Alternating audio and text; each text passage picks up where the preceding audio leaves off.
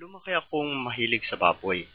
Sa tuwing nire-rape ko ang aking baboy, dumara ng aking mga kaibigan, sumisimple na lamang ako.